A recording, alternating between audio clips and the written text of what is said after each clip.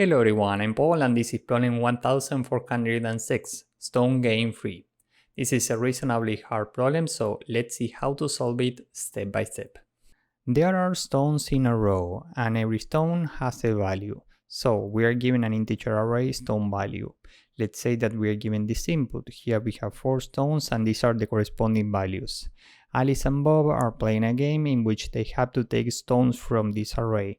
On each turn, the player can take either 1, 2 or 3 stones from the first remaining stones of the row. Alice starts first and the goal of the game is to end with the highest score after taking all the stones. We have to return Alice if Alice wins, Bob if Bob wins, or tie if we have a tie. First we have Alice's turn and we have a few choices. We can take either 1, 2 or 3 stones. So if we take only 1, Alice's score right now is 1 and Bob's score is 2 plus 3 plus 7. Bob can take all the remaining stones. This would be 12. 12 is larger than 1, so in this scenario Bob wins. Now, for the second scenario, Alice can take these 2 stones, so the score is 3, and then Bob can take these 2 stones, the score here is 10, and 10 is larger than 3, so here Bob still wins. For the final scenario, Alice can take these 3 stones with a score of 6, and then Bob can take the remaining stones, so the score will be 7. 7 is larger than 6, so here Bob wins also. Which means that if both players play optimally in every possible scenario, Bob wins. We need to return a string with Bob. The main idea here is the following. First we have Alice's turn and we can take either 1 stone, 2 stones or 3 stones. If we take only 1, the score is given by this first element. It would be 1. If we take 2 stones, the score is 1 plus 2, meaning 3. And if we take 3 stones, the score is 3 plus 2 plus 1, meaning 6. Now, in any of these scenarios, we are losing something. Why? Well, let's say that we are standing here, we take only this stone. Because of this decision, we are allowing Bob to take this stone, for example. So every decision here has a cost. And this means that we can keep track of a balance. So we will explore different scenarios while we keep track of the current balance at every step. And we will store results of small subproblems to solve larger subproblems. So we are using dynamic programming. Let's see how this works now. Let's go back to this scenario. If we take this stone only, what's the current balance? Well, the current value, we are taking this stone minus the scenario that we are missing because of this decision. Remember that if we take this, we are allowing Bob to take this, for example, or to take these 2 elements. So what are we missing here? How do we get this number? Well, we have to continue with the next level. Next, Bob can pick either 1, 2 or 3 stones from this point to the right. So here Bob has 3 possible scenarios. Remember that the next level corresponds to Bob's turn. We can take 1, 2 or 3 stones. If we take only 1, now we're looking at this scenario. From here to the right we have Alice's turn. So because of taking this stone, we are missing something. What are we missing? How do we get this number? Well, we go down 1 more level. From here to the right we have Alice's turn. So we have 2 choices. We can take either 1 or 2 stones. If we take only 1, the balance would be the current value minus the scenario that we are missing because of this choice. From here to the right we have Bob's turn and only 1 stone. So we have to take this and the balance is 7. So if we are standing here and we take only 1 stone, what's the corresponding balance? Well, the current number, 3, minus the scenario that we are missing because of this choice. And where do we have this number? In the next level, we are missing this 7. If we take only this, next Bob will take this, okay?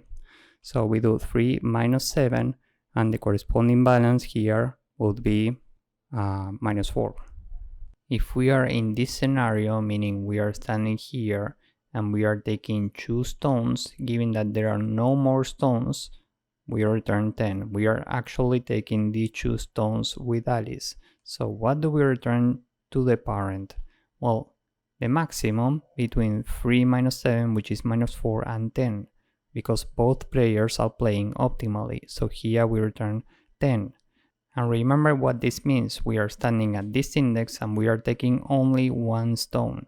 So the balance is the value that we are taking minus the scenario that we are missing because of this decision. This value is the result of the corresponding children, 10. So 2 minus 10 is minus 8. What if we take 2 stones? Well, the balance would be 5 minus the scenario that we are missing. For this, we go to the next level. We have a 7. So here we add 7. 5 minus 7 is equal to minus 2. And the maximum between minus 8, minus 2, and 12 is 12. So here we receive 12. And just to be clear, this means that if we start with Alice and take only one stone first, the balance that we will get, considering that both players play optimally, is 1 minus 12, meaning minus 11. And this makes sense because Alice has a score of 1, Bob has a score of 12, and 1 minus 12 is minus 11. Given that minus 11 is a negative number, in this scenario, Bob wins. And now I think that you get the idea. We should expand this tree to scenarios in which Alice starts by taking 2 and 3 stones, okay? We keep the maximum number among these 3 balances, and if the final balance is smaller than 0, then Bob wins.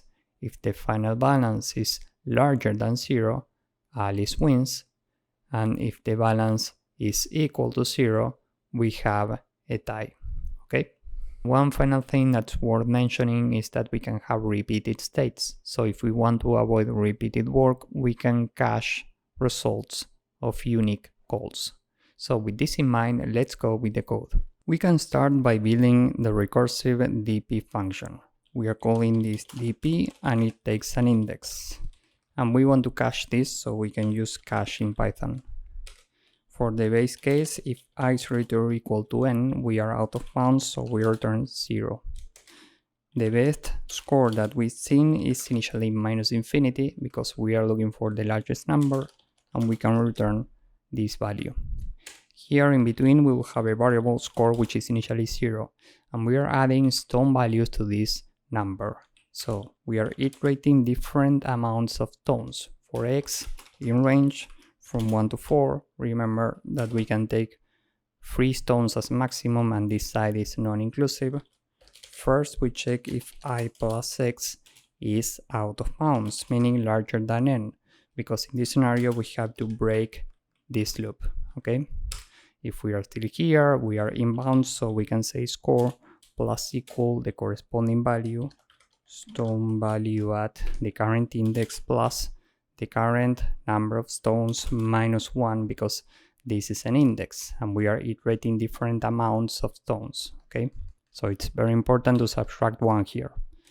And now we can say that best is the maximum between what we have in best and the current accumulated score minus the scenario that we are missing because of the current decision.